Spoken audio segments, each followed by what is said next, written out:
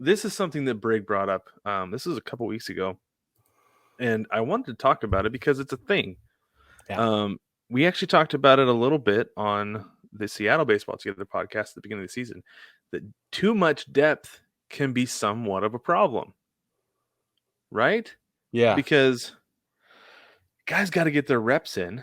You want to have guys playing as much as they can, as close as they can to every single day. But then what do you do when you have four outfielders who are, you got three all-stars, a fourth borderline all-star who would be an all-star if he got to play 155 games out of the year, right? Yep. Or you've got six outstanding starting pitchers. What do you do with that sixth guy? Do you put him in the bullpen? Well, maybe, but then he's disgruntled. Right. And then what do you get out of him, right?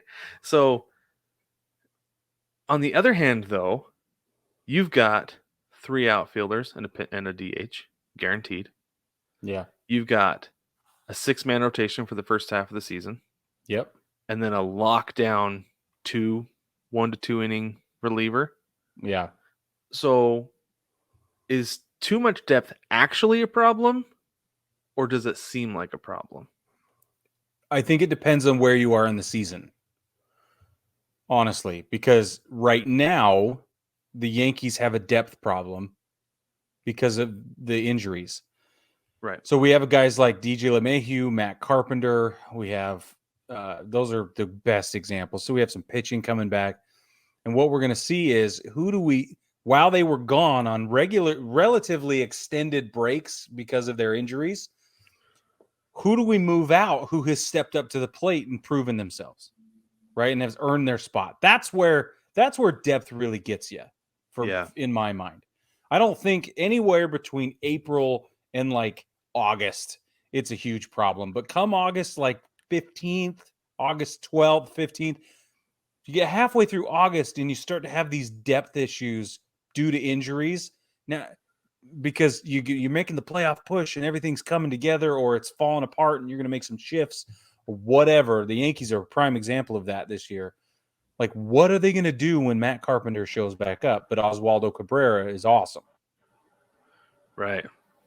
Yeah. And, what's the expanded playoff roster? I don't know. I don't know if they go beyond 28 because they moved to 28 on September 1st from 26. Right, but that's it. They're not. It doesn't go up from 28, does it? I don't think so. I'm double checking right now. I don't think so either. A 26-man roster for the postseason, so they're not. Oh, they're it's not 26. changing. It's not expanding at all. No, yeah, they're not changing anything at all. Because it used to go up to 40 and it would stay there for the playoffs, but now they've dropped it down to 28 because owners don't want to pay a minor leaguer to be a big leaguer for a month. But no, I mean, like, so coming into the season, Julian, like I said, Julian and I talked about this problem in Seattle. It's like, well, you got four outfielders because Kyle Lewis was supposed to be healthy. Mitch Haniger was supposed to be healthy all season. You're pretty sure you're going to have Julio Rodriguez and you got Jared Kelenic.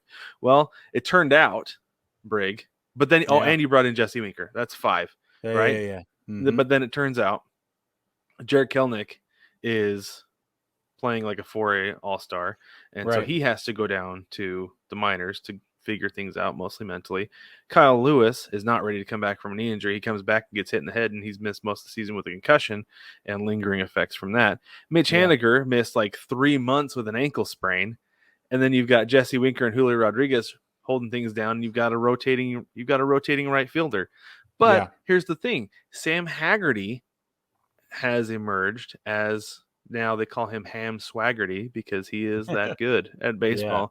And he does walk up to the plate to the, what is it, the Godfather Waltz? The Godfather Waltz?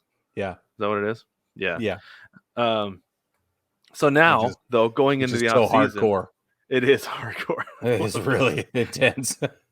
So now, like, here's the crazy thing with this, though, is like now you're going to the offseason, like, okay, Jared Kelenic has remembered how to play baseball. We're calling him September Kelenic because he plays at a different level in September.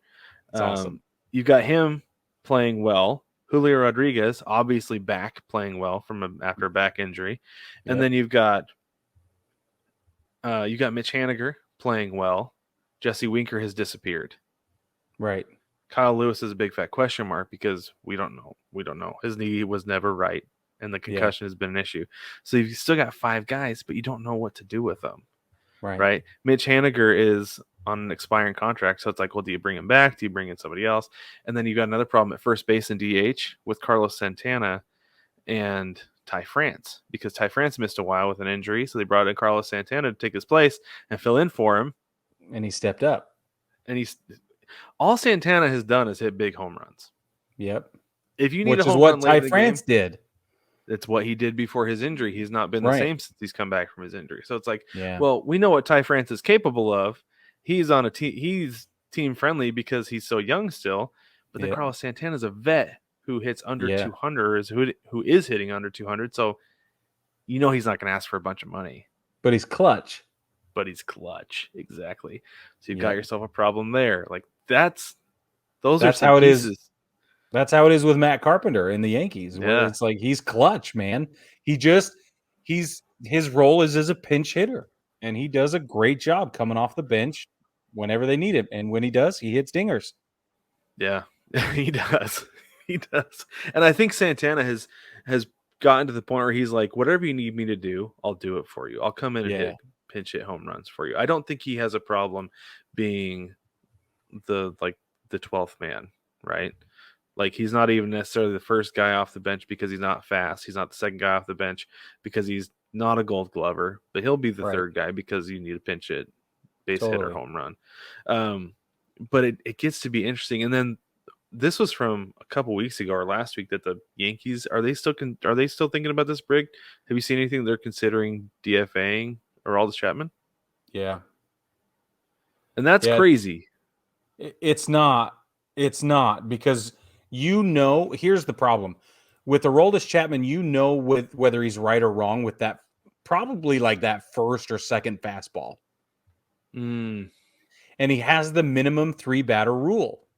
So if you get him up there and everybody's like, oh man, dude is off today, then it's on like Donkey Kong, and that's a problem. They're going to pick him apart. And now his velocity has dropped. He's not throwing 105 anymore, which is fine. It's just that his control suffers a little bit. And I think his confidence is shaken big time. So he's still 97, 98, but his confidence is. But this is the thing, though. I mean, we watched a whole documentary on the difference between 102 and 98. Yeah. Right? Yeah. That 102 is by you, and 97, 98 is in the bleachers. Yeah. So that really makes sometimes he'll even go down lower than that. But the point is that I think it's mental for him. You can see it. It's super clear if you watch the broadcasts. When he is shaken up and he's not on, he exudes, his whole body language just tells it all. He telegraphs his whole anxiety and everything. So, yeah, man, he's not who we want him to be right now. He's just not. So you wouldn't be shocked or upset or anything if they did DFA him. No, I wouldn't be. But my problem is like, who else? Because of the MASH unit bullpen.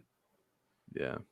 And so that's the thing that's interesting is like we talked about having too much depth, and now you don't have the depth that you need, that you've got a guy you want to get rid of, you're considering getting rid of. But who do you replace him with? Exactly. And so now he's a middle reliever. Now he's a 2-3 out guy, depending on the situation. And you put him in the 6th, 7th, 8th if you have to. He comes in a lot in the 8th, but kind of the setup, I don't know, man.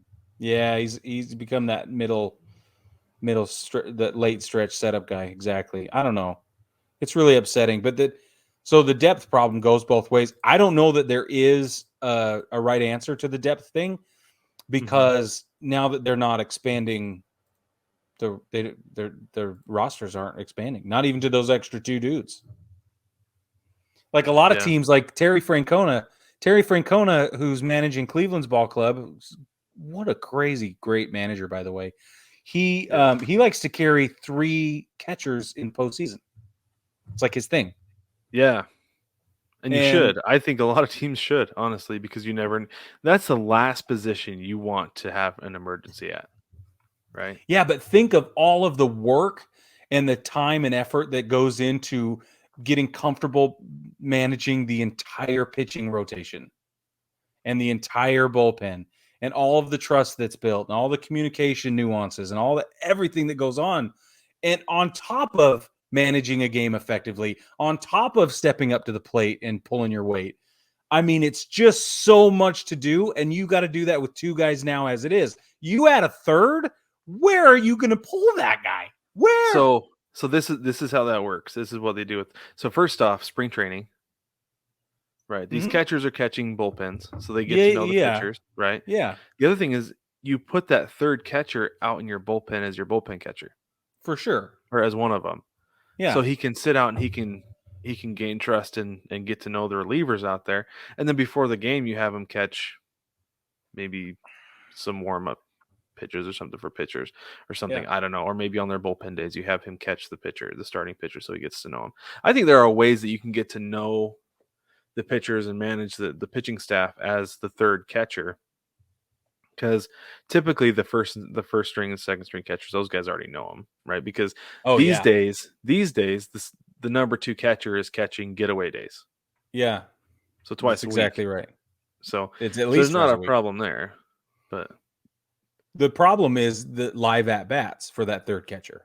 oh, and that's a problem for the second catcher too. I feel like getting Totally. what 6, 7 at bats a week, maybe 8. Yeah, yeah. That's hard. That's really hard.